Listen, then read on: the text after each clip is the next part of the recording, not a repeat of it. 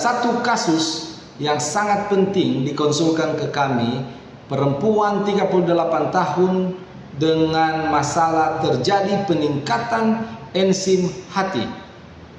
Jadi setelah melakukan pemeriksaan laboratorium terjadi peningkatan yang luar biasa dari enzim hati. Kita bisa lihat pada hasil di atas ini ya.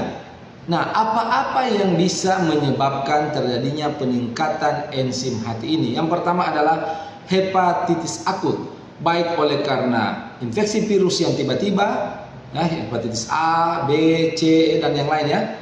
Kemudian bisa juga terjadi karena gangguan, misalnya adanya bahan toksik atau zat beracun, termasuk juga penggunaan obat tiba-tiba yang dalam jumlah yang besar yang melebihi dosis, ataupun penggunaan obat dalam jangka panjang yang berisiko terhadap jaringan hati atau parenkim hati itu sendiri. Yang kedua adalah masalah penyumbatan oleh batu empedu. Ini pun akan menyebabkan pelepasan enzim hati di darah menjadi begitu tinggi sehingga pada saat kita melakukan pemeriksaan akan ditemukan peningkatan dari enzim hati.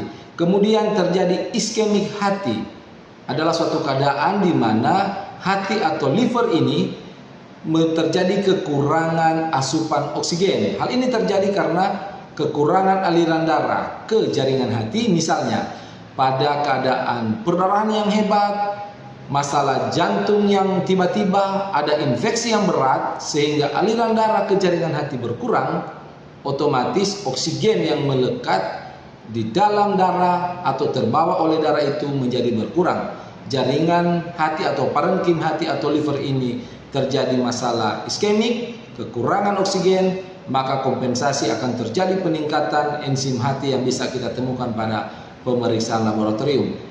Yang terakhir adalah ditemukan juga masalah-masalah misalnya ya fatty liver atau perlemakan hati yang berat, termasuk penyakit-penyakit autoimun yang menyerang hati.